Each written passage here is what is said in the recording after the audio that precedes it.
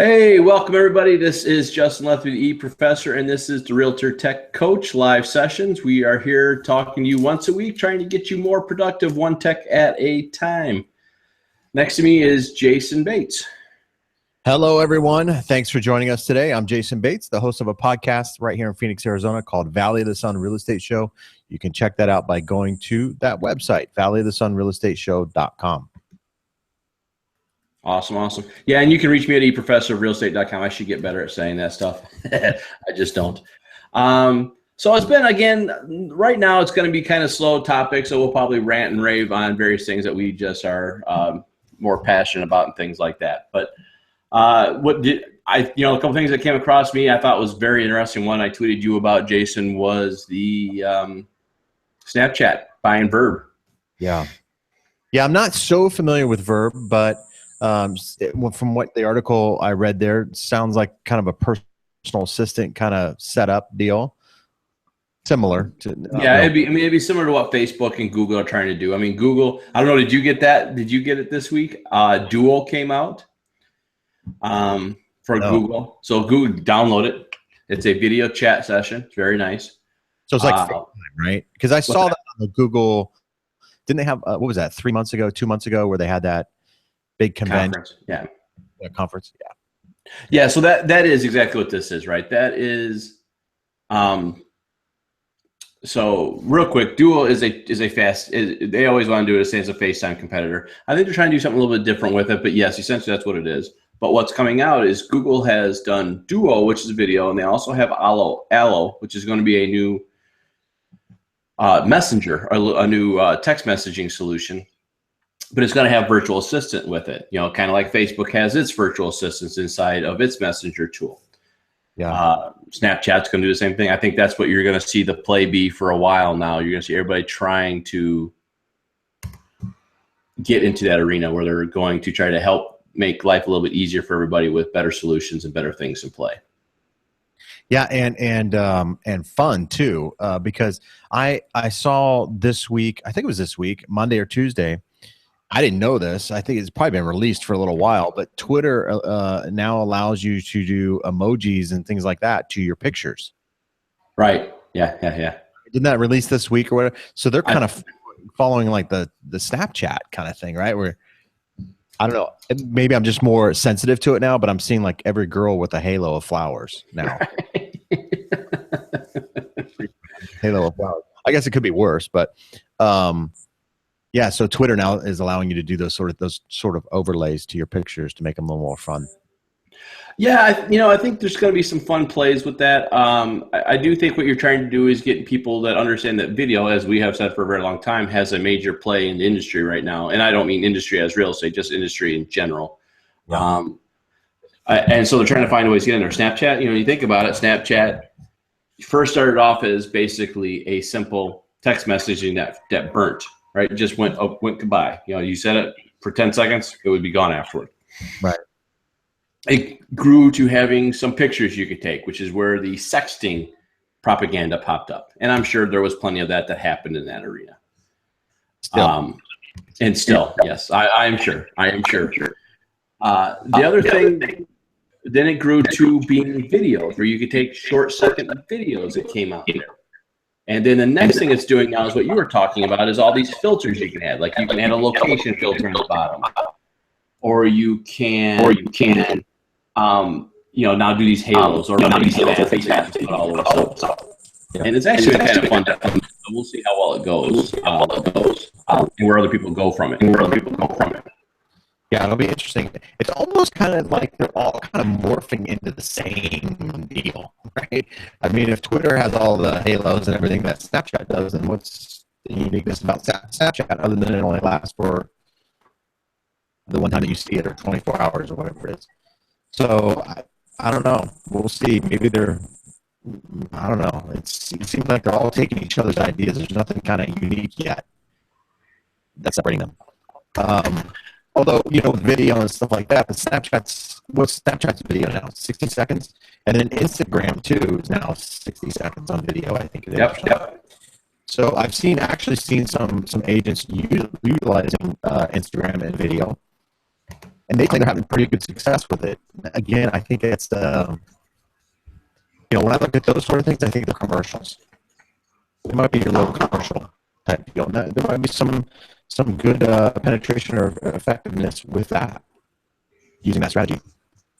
Yeah, I think every tool you have has a solution in place. I don't know if anybody in house sales manager is going to work for real. I do think you're onto something with commercial type atmosphere. Like I showed day in the life. Here's what to do with real estate. Impromptu messages. Yeah. But it's interesting because it's growing. I mean, it's the fastest growing social media tool out there.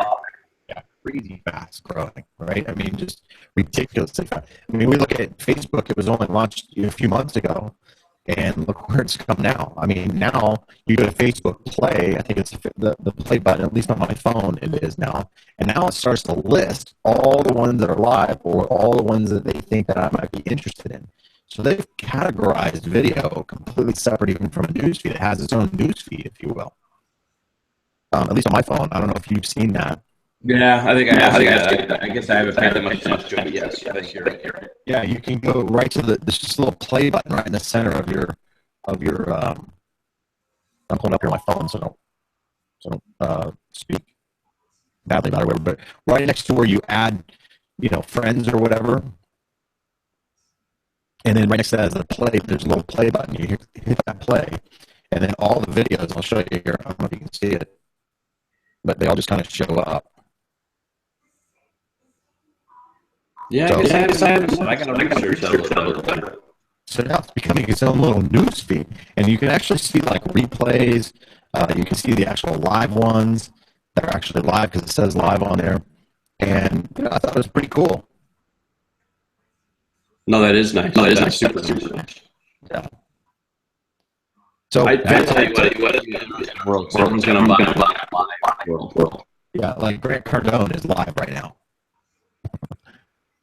The guy selling his books. Got him posted. Yeah, no. He looks like he's selling it. Focus. So, but yeah, video is certainly taking over. Hey, I wanted to bring something up to you. I met with a realtor on Wednesday, and I'm pretty excited about video. Or anybody that's listened here or watched me or anything like that, totally sold in the video aspect because it's just a blue ocean opportunity. Creativity is endless as far as what you can do with video. So I go to this realtor, meet with him on a real estate meeting, and I start showing them some of the 360 and stuff like that. And I asked him, I said, "Hey, would this be of value to you? Do you think this would be good to you, good for your business?" And he already uses Matterport. In fact, he already bought the cameras for Matterport. He's got his own Matterport thing. He spent a lot of money on it, right?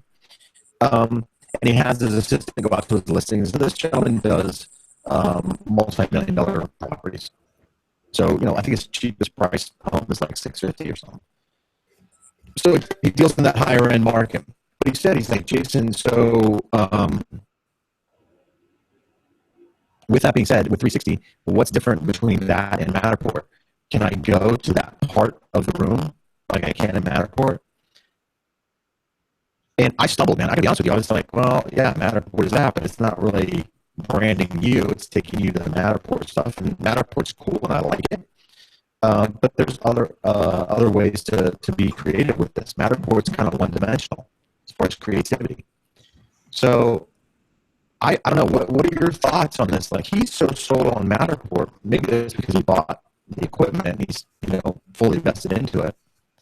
But what are your thoughts on that frame of mind or that frame of thinking? Like, his mind was, I want to go to that section of the room. I want to go stand over there and then look around because I can do 360 with Matterport. Here's the problem that I have with 360. Just video itself is it's a controlled environment. Right. So from a consumer level, I don't think they're going to use it because it gives them more than what they have now. But they're not going to ideally there. That's what that guy gave. Well, I want to know what that bedroom looks like again. So I don't want to have to go and scroll a minute and a half to find that. Right. right? So there's probably now. Can you tie some of that stuff together? I think eventually you might be able to tie some man report and some audio tracks, or quick video tracks that show live dynamics. I think that'll eventually happen. But I think we talked about this a little bit last week.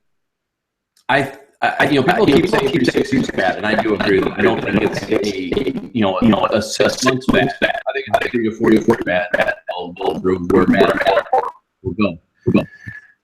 The reason that matter report isn't all over the place, it's an ROI model, right? I mean, it's so expensive to do it. I can't do it for someone. If I got $100,000 home, that's an expensive project. Yeah, it's like I said, he deals in and he's like, that's the thing, Jason, that separated me from my competitors. Nobody else was doing Matterport.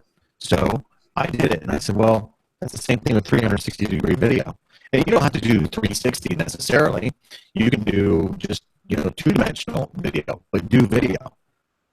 And, people want to do business with you, the realtor, not necessarily the home. And he just wasn't sold on that. And I really on that. And it's interesting. I was having that conversation with agents. What day was it? Yesterday. Either way, it was yesterday or Wednesday. And one of these I was telling them last, look, guys, the home is no longer your product. That is the end result of what your product is. Your product service, your knowledge, your ability to be successful in this industry. Not the home you're trying to sell. Right. So, I mean, don't be wrong. There's ways for using Matterport, things like that, for marketing, to bring buyers in, and there's total value there. But your service value is not selling that home. And if that's what you're going to do, then you're going to be out of business in about 3 years. Well, I've been saying that people do business with people, not homes. So, that's what I was trying to convey to him, but he just was not sold on that whatsoever. He was, and I've encountered this many times with realtors. Like, they think a house is the product, or that is the look at this bright shiny object that I have for sale. Come talk to me. And I think that's just the wrong approach, and that's just my opinion. But for him, it's a marketing tool. Yeah, I mean, I'm all for doing some home videos and whatever, or videos of homes. I'm all for that. But you got to sprinkle in your personality in there too. Well, yeah, and I get what you're saying. Is where the value of 360 video comes from, because then you can do put your personality in there. But I don't think they mix, right? I think we're talking two different worlds. What you're talking about is when you look at the consumer level, they just want to see the home. And then when I want to know that I'm going to make the right decision, now I need to go and say, okay, Jason, let's talk about what I'm going to do next, right? So it's a delicate balance, right? Do you do the video show your personality, or do you show the home, which is what's going to get you the next step closer to that client? Yeah, no, I agree. 50-50, whatever. There's a realtor right here in the valley. She does not showcase homes at all. She refuses to showcase homes because it's not. She's like, I want them doing business with me. The home is separate. And she did some creative videos with homes, like she did a dual personality one where she cut herself and was like talking to herself in the kitchen kind of thing. It was really creative. But she's like, hey, they do business with me, and I want people that want to do business with me, not the home. So she takes a totally different approach, and she does very, very well with her videos. So I guess personality, your take on things, and where you want your business to go, I think probably is part of that formula as well. So, but I just found it very interesting that he was just very resistant to doing video. I found that very, I'll be honest, man, I was kind of frustrated. I was like, really? You can't see how important video is going to be? I mean, come on. Well, but is it that he's against video, or he doesn't see the value in 360 video? Because I see the value in video. I don't really see the value in touring a home in 360 video. I mean, I really don't see it. Yeah. A little both. And he said, hey, look, Jason, if you want to do the video, go ahead, man. I'll give you my listings. You go do the video. I'm like, no, you're not getting it. I'm not the realtor. You are. You should sell me on the home, sell the consumer on the home, put your personality in there a little bit. I mean, that's what $1 Million Listing is all about. Right? Yeah, I mean, they showcase the homes, and then you see the personal lifestyle of the realtor and some of the trials and tribulations they have to go through in order to make the deal happen. In addition to some of the personal stuff. So, and people love that show. And every one of those agents that have been on those shows, their increase has doubled, or their volume has doubled. So, there's no doubt that show has helped, and video has been a big part of that. Hey, the other thing too, I want to mention too about video. I want to get your take on this too. Is I was talking to a mortgage company here this past week, and we're talking about commercials and things like that. And I mentioned commercials just a little bit ago. He mentioned on TV, he thought, and I don't know if this to be true or not, but the demographics for TV viewers is 50 and older. The average age. That's like a 1970s ring there, dude. What is that? Is that a dial phone? So anyway, he was talking about commercials and commercials not being really relevant to today's buyers. I'll get your take on that. Now, TV commercials. Okay, so you got a second there on that phone there. What's my fact? Maybe that was no, it's one of those old, but whatever. I just literally give you voice messages at the same time. Really want that recorded. Yeah. So yeah, don't surprise me. I mean, the demographic for TV is going up. Because well, let me ask you this. Let me ask your question. What's your question? Yeah. How do you view TV? I watch TV like crazy, man. Do you see? Because I watch Netflix. I watch internet. I watch HBO now. But I really don't watch TV except for sports. Because I want to watch that live. Sports. I mean, the Rio Olympics, man. I'm like addicted to it. Yeah, no, I'm all on that one. But mine is that. I'm not watching TV like that. I don't have Netflix because there's no flowing commercials. Yeah, I get it, and I watch Hulu and some shows and stuff like that on Hulu. But 90% of my viewership is on TV. World news, local markets, what's happening in the market, that sort of thing. I mean, not that I'm watching it right now, of course, but during the day, I see the stuff from social media. But at night, that's my wind down, man, for me. And I know Netflix is, I just don't have Netflix. I had Netflix for a while, but all the shows were pretty old. And I said, hey, this is not worth it. So then I went to Hulu, and I've been kind of a Hulu fan since. I probably need to get Netflix. Amazon Prime, of course, I watch Amazon Prime. But it's all kind of movies. Or stuff that I've already seen because I saw it on TV. Because it has, that 3-day delay or whatever. Well, see, that's what I don't. I don't watch TV on, because I'm doing other things, so I don't want to get sick. Just okay, at 7 o'clock I watch whatever. So a lot of times, especially things like the real estate industry, it's 7 o'clock at night. I'm probably shopping or something. Yeah. Tell my client, hey, sorry, I need to watch Desperate Housewives or whatever the heck. Right. Because I don't want to get into that. So I love Netflix, but you talk news, right? You watch most millennials, they're not getting news from the normal news sources. They're not watching Fox News. They're not watching ABC News. They're watching Twitter, social media. They're watching their Twitter feeds. And that's how they're getting their news. Yeah, I know. And I've always had a problem with that, to be honest. Not to say that the major industry, television companies, ABC, NBC, whatever, Fox, not that they don't skew things, right? But I don't know. Maybe I'm of the generation where I just don't always believe what I read on the internet. And so that being Twitter feeds, whatever, So half the time when I'm doing that, I'm going and researching that article that I may have seen on Twitter or Facebook. And Justin, you're coming in and out there, buddy. So I don't know. There's different ways of doing it. I know what's that? The Late Show or something like that with Corbin or whatever. People get their news from that.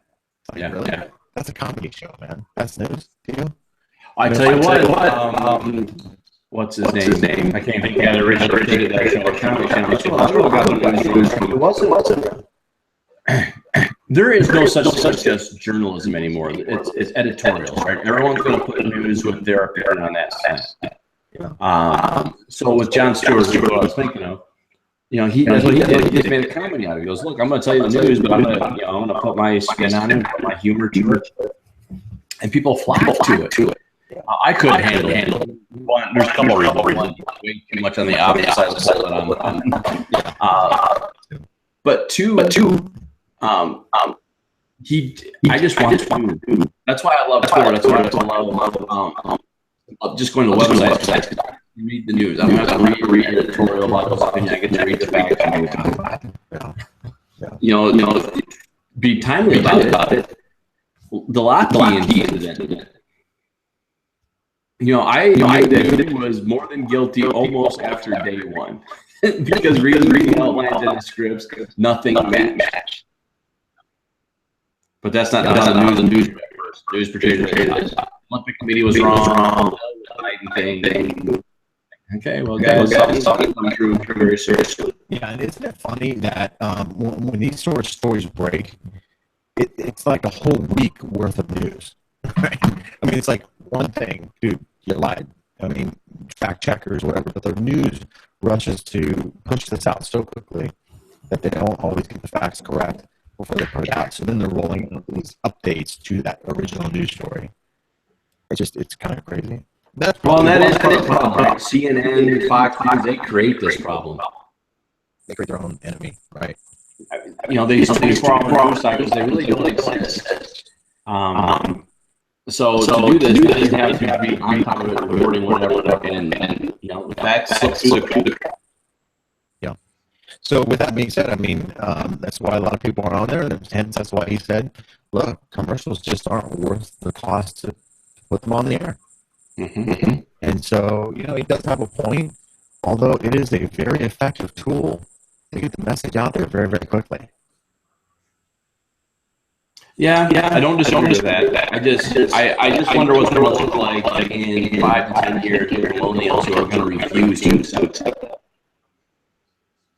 Well, I don't know that they're going to go away, to be honest with you, because look at NBC, right? NBC is going to, I think they're doing some partnership with Twitter. The NFL network or whatever is doing a partnership with Twitter. Well, what are they going to do? They're going to have to sprinkle commercials in there somehow. Do they? Well, I would think so. I mean, they're going to pay big money to Twitter just to do what? Get more Twitter followers on NBC?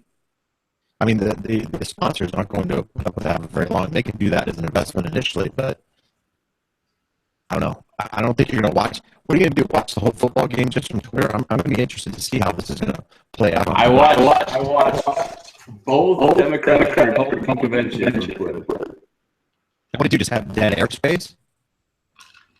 They had was in between speakers.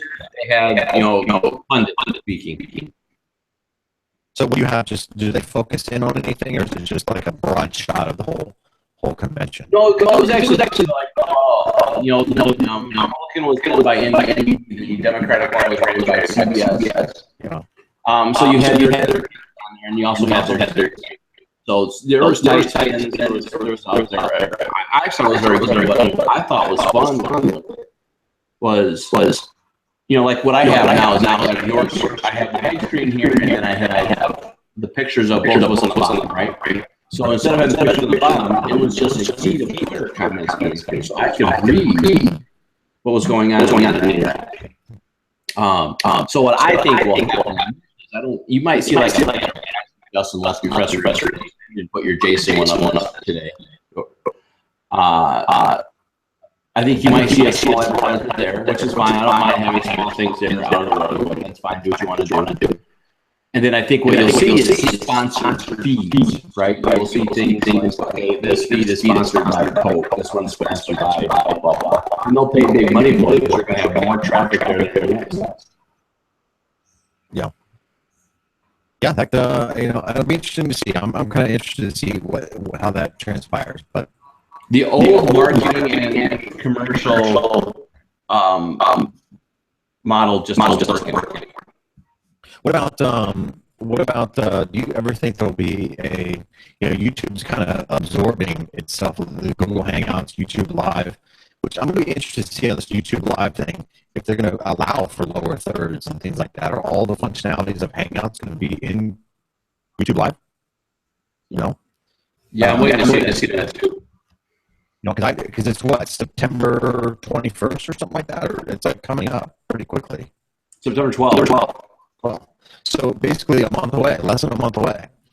You're gonna have to do any Hangouts is all gonna be YouTube Live, and are they gonna add some additional functionality, or is it just gonna be video chat?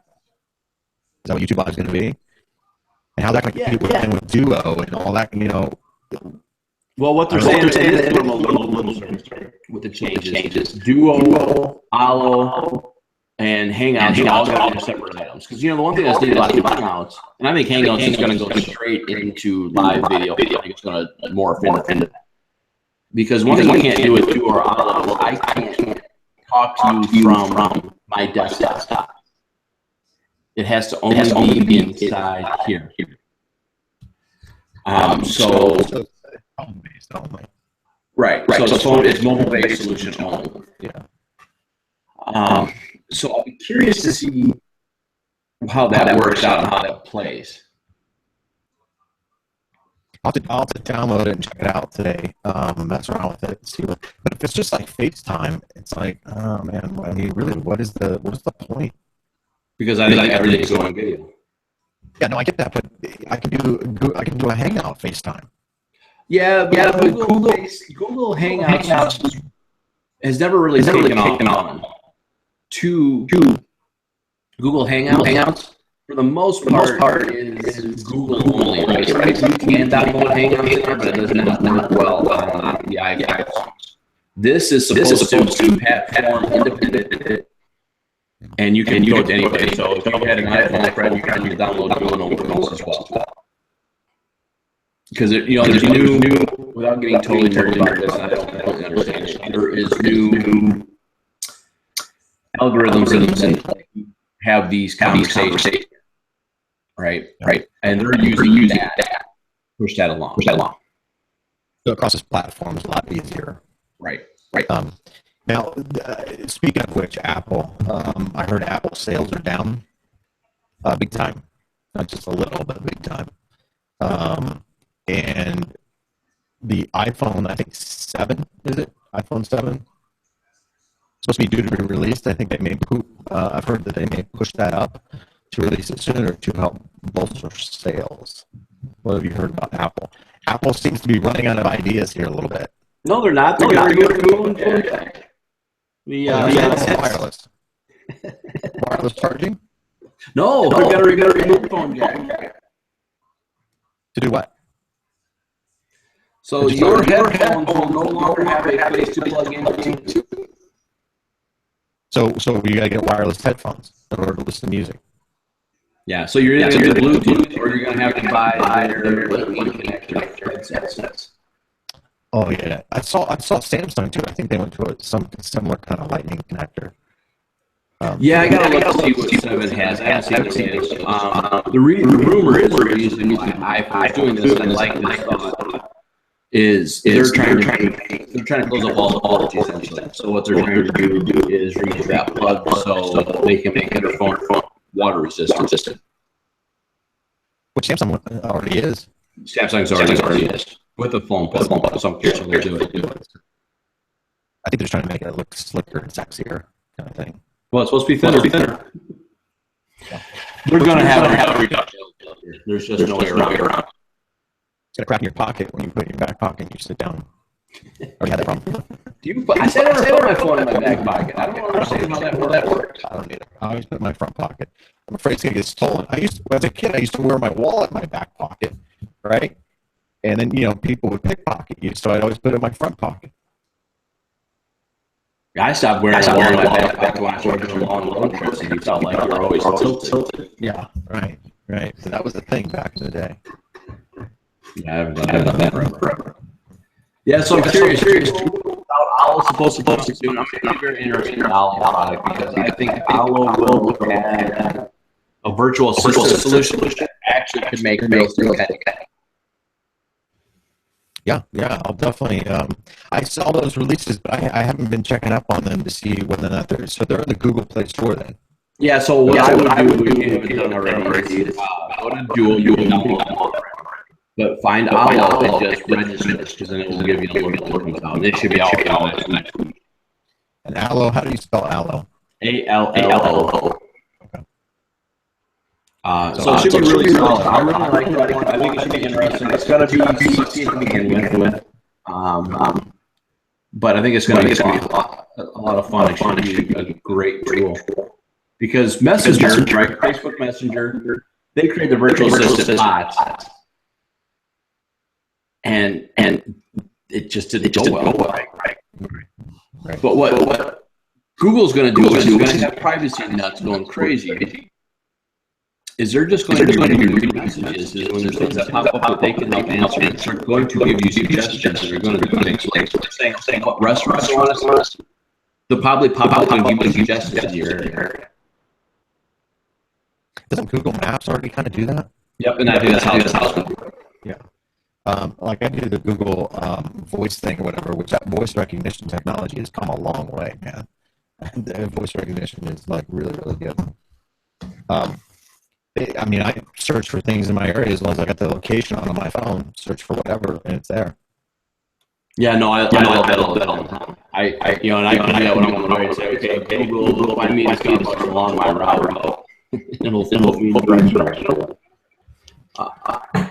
So I'm gonna install Google Duo right now. I just literally said that. Okay, Google Starbucks. See, the voice recognition is crazy. It's really good. I think it's a good tool. It'll be also interesting. In September, Google is going to announce their next set of next. Be interested to see how they come out. Yeah, I saw that where they're trying to create their own phone. And speaking of which, Google's testing driverless cars right here in Phoenix. Are they really? Yeah. Did you volunteer to test? No, I didn't volunteer to test. But they've done a couple of showcases in and around Phoenix here, where they've showcased the car. It looks like a little, I don't know, Prius or something like that. It's not a Prius, it's something else. But they are testing it. And they're saying in the next 5 years they will be on the market. We'll see. Oh, I think they're going to be something playing kid. Tesla's going to have a version of it. They're going to be way outside anybody's economic model. Well, Google's got the infrastructure, right? I mean, as far as internet, and they got a lot of technology that maps and all that. I mean, they've got that kind of dialed in. I mean, they seem like a perfect partnership for driverless cars. But I'm sure I agree. Well, you got to think about it. What Google has for? Geez, how long has it been now? Almost 10 years. They've been mapping all the roads, doing those 3D landscapes. I mean, they have everything out there. Yeah, Google Earth, everything. I mean, good grief, man. All these points of interest. I mean, they are prime for driverless cars. Yeah, it's very, very, very, very well. I think it's an interesting time. And that's why I'm big Google. I don't worry about privacy. As long as they keep continuing giving me value, they can learn more about me that they like. Have you done any more Facebook Live videos? I have not. So I have been experimenting with that. And speaking of which, Huzza, yeah, right, has some integration in directly with Facebook Live. I do like that product. Yeah, you do a Huzza. For those of you who don't know, Huzza is similar to Google Hangouts. It's a live streaming platform. It uses RTMP or whatever, RTMBS or whatever it is, for live streaming, which is real-time live streaming. Google doesn't even use that, right? YouTube doesn't even use that. No, I don't think so. Not yet. Right? So there's always that 5-10 second delay. YouTube or whatever, maybe 30-second delay. Well, Huzza is actual real time. So they have an integration in with Facebook Live, where you just hit your live stream and then you can live stream to Facebook. Now, what makes that so interesting is that within Huzza, you can use third-party applications to create a show. And so you can use OBS or some of these other platforms that allow you to screen share, pull in pictures, pull in video, pull in guests, whatever, and you really can create your own studio and then broadcast it on Facebook Live. And I think that's probably going to be the next frontier. You're going to have somebody like a Jon Stewart, for example, or somebody that's going to come up through the ranks who's going to create their own show. It's going to be exclusive to Facebook Live. YouTube's done it, right? I've seen a couple. In fact, I'm always looking for new shows and things like that on YouTube. YouTube still is the powerhouse for this. The quality, the video quality, and all that kind of stuff is very, very good on there. So, but to be able to integrate it into Facebook Live is where most people are right now on Facebook and Facebook Live. It's a pretty good feature, pretty cool feature. I wish Google would allow for that integration, to be honest with you. Well, wait to see when they move this everything over to YouTube with those signing. YouTube Live is supposed to go live for everybody at that point. It's supposed to go what? So instead of 12, when it moves over, that's when YouTube Live is supposed to go live for everybody. That's why they're doing that over at the same time. What do you mean live for everybody? What does that mean? Well, like you said, you have YouTube Live, but you have it because you have a Samsung phone. Oh, I got you. Okay, so you can be able to do it. So you'll have an app then that you'll be able to download on an Apple or whatever. Yeah, my guess is it's just going to be through the YouTube app. I guess it might be a separate app. My guess is it'll be right through YouTube. You can't have a separate button to go live or something, right? Yeah. So that's kind of my thought. And I started tying that stuff together now. You can maybe build it. But again, Google and YouTube don't, or Google and Facebook don't play nice. So I doubt you'll ever have that integration with Facebook. Right. You have to have a third party tool. Right. Which has it's pretty good like that. So I don't know. We'll see. We went from Blab, which shut down last week or the week before, whatever. Right. Back at Hangouts, and then you have these other companies. This just tells you how fast this thing's going, right? You have these other companies who are now integrating in Facebook Live, trying to jump on that bandwagon to help build their brand. Google Hangouts now pretty much disappearing. And what are we going to do? We got to make that decision, right? Are we going to go just do YouTube Live? Can you do this with YouTube Live? Will we have two people on at the same time? Or is YouTube Live strictly going to be, hey, I'm at the state fair, check out where I'm at? Is it a Periscope, Twitter, or Facebook equivalent? Right. I would hope not, because even Facebook is starting to play with the idea of having like this kind of conversation. Yeah, I think there's a lot of value. I agree. I think having a peer-to-peer conversation or a peer-to-peer conversation is a value add, especially when you talk about things like you mentioned at the very beginning of the discussion, Grant Cardone. Right. I think he would do better to sit there and bring some people in to talk about some of the things he's an expert in. Live coaching calls. And we're already starting to see that level of production go up on Facebook Live, because when I saw Grant Cardone's live stream there, looked like he was in a studio. Oh, he's definitely done some things to improve the quality of what he's had. Yeah. He's not in his Miami house sipping on wine in his living room anymore. It's a place of crap. Yeah. So, but anyway, that's where it's going. This is where I've said to realtors, and I know you've said the same thing to anybody. It doesn't matter, realtors, whatever. Jump on the bandwagon now. Get in the video. Get all these bugs worked out so that the level of production increases with your level of experience. Yeah, stumble now. This is the time to stumble. Totally time to stumble. If you don't get in this in the next couple of years and get these bugs worked out and get over your fears, you're going to miss the boat. Well, like us, we've had situations, right? We've had bad audio, we've had bad connections, we've figured out how to work around them. It's going to happen. It's totally going to happen.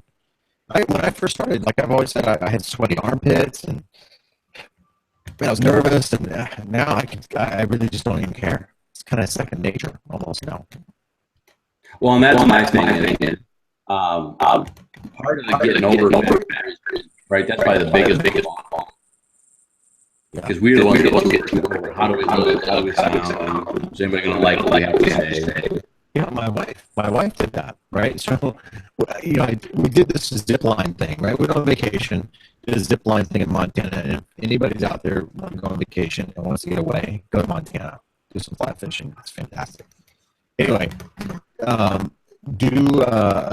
did a zip line, and they're taking pictures, and I put this video together, and I show her the video, and she's like, I don't like the way I look. I'm like, it's a picture. I did these like slideshow video kind of thing, and then I sprinkled in actual video within the slideshow. So there's actual real video, and then a couple pictures, still pictures that are part of the video. And she's like, I don't like the way I look, or and then she said, I don't like the way I sound. That's another thing too, right? A lot of people don't like the sound of their own voice. And I said, hey, that's who you are. You don't like it, but somebody who's never met you, they don't know any different.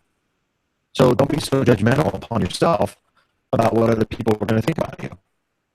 And if you can get over that, then you got 90% of the battle figured out as far as video. The fear of being on video. Oh, yeah. Don't even listen to these things after you go, my voice. It's my voice. I own it. It is me. It is what it is. I remember as a kid, the first time you talked to a recorder and you played it back. Who's that? Yeah, remember those recorders that were the cassette tapes or whatever? And you talking to them or whatever. And I remember some kids walking around because they had a little tiny mic on them or whatever. And you could sit around and talk on those things, and then you could play it back on the actual tape or whatever. It was like so cool. It sounded horrible by today's standards. It was really interesting to hear your own voice. Yes. It was kind of weird. It was a trip to me.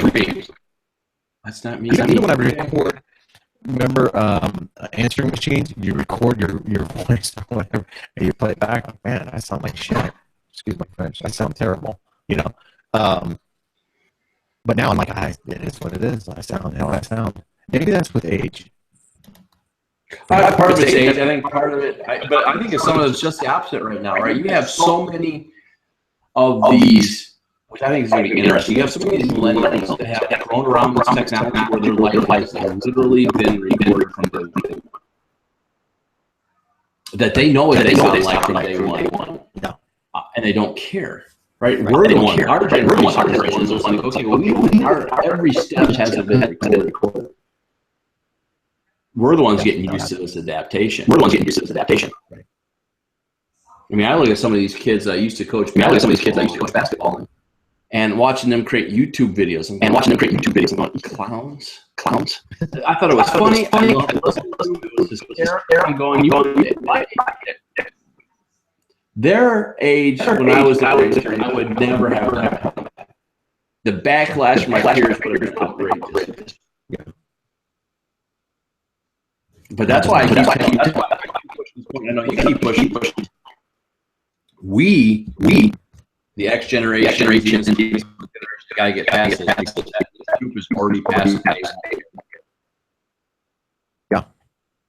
Actually, they enjoy doing it. I always admire those people who just put it out there. They don't care how they look. They're not too vain. I just admire those people. I'm not very vain either, but there are a lot of people who are very vain out there. And so I always admire those people who just put themselves out there. I'm not vain, but I'm very I used to, man. Especially, I'm a redhead, so I turn bright red or whatever. was kind of embarrassing in of itself. But now, Right. And embarrassing on top of that, you're embarrassed because of your embarrassed. yeah, because I'm like, why are you so red? I'm like, well, because I'm embarrassed. Hello. Now whatever, man. I am.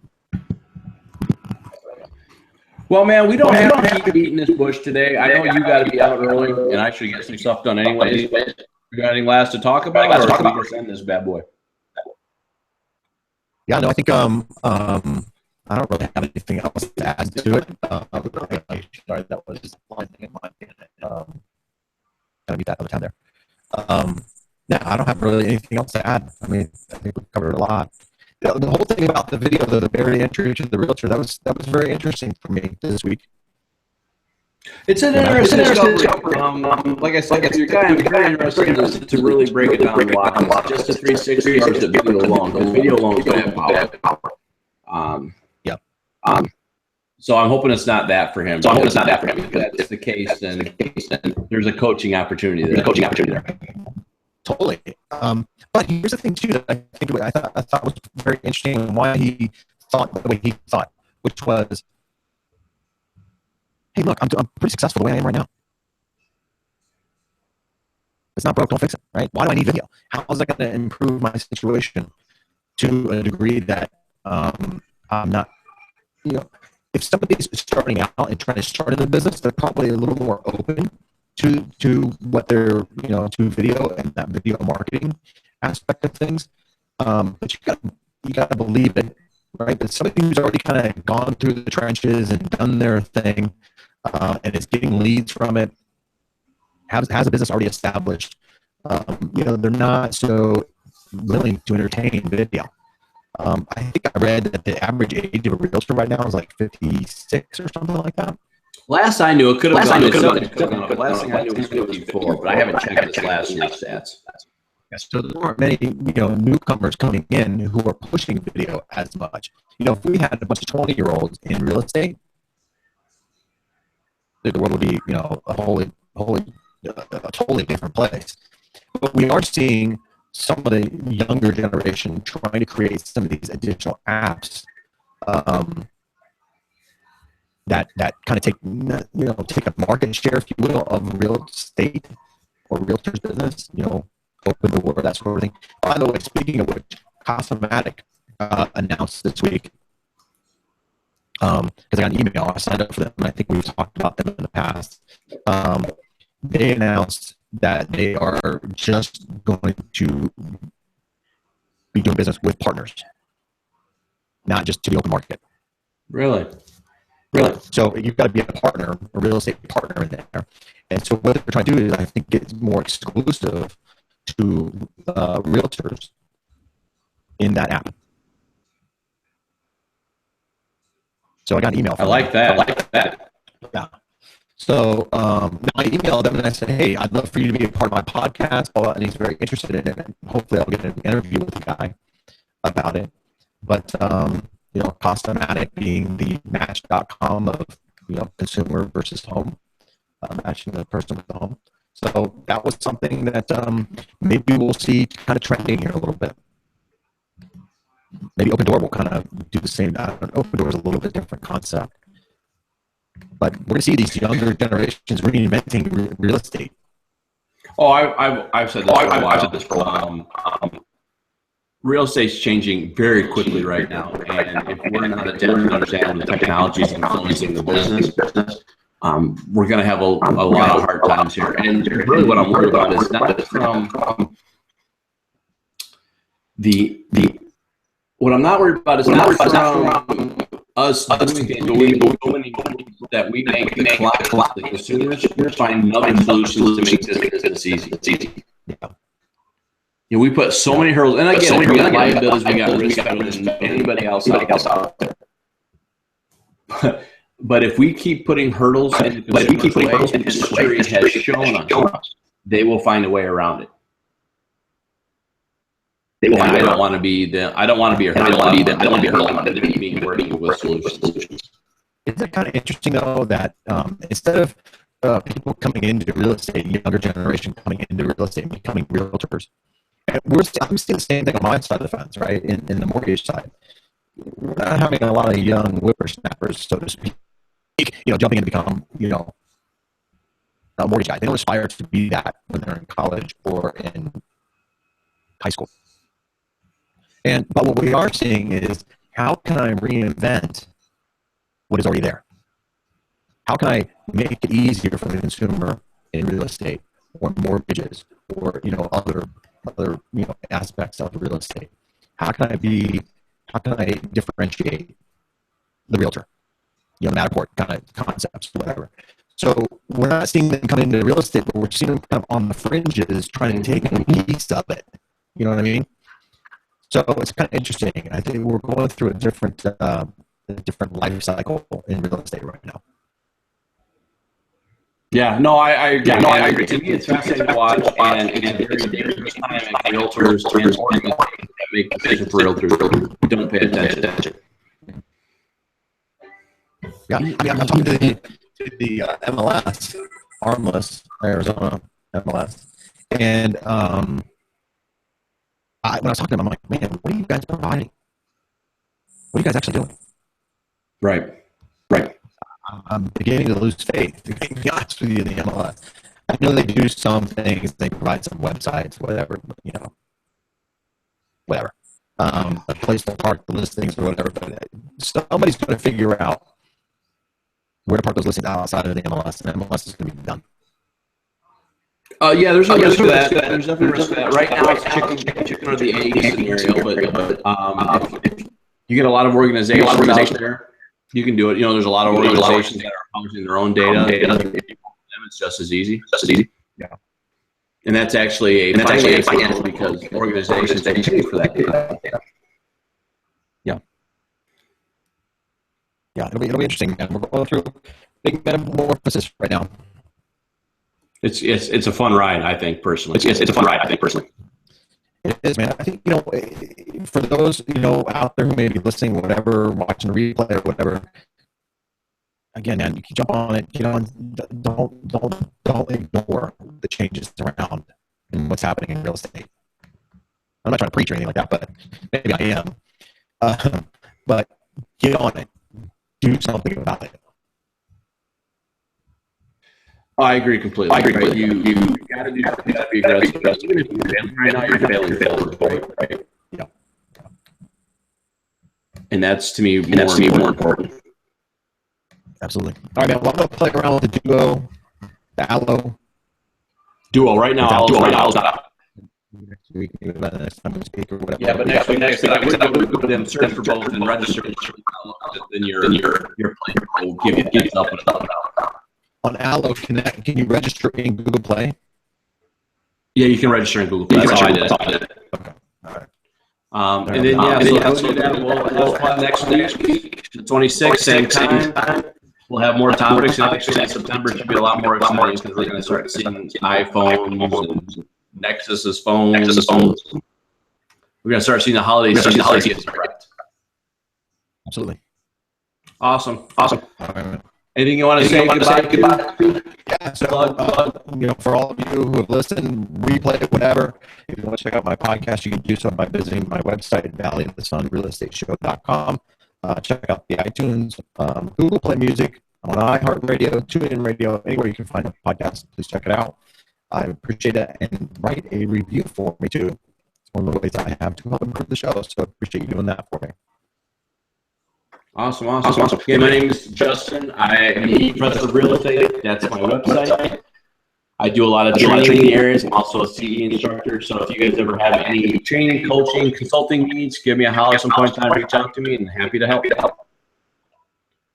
Have a good night, guys. Hey. Bye, everyone. Later, Jason.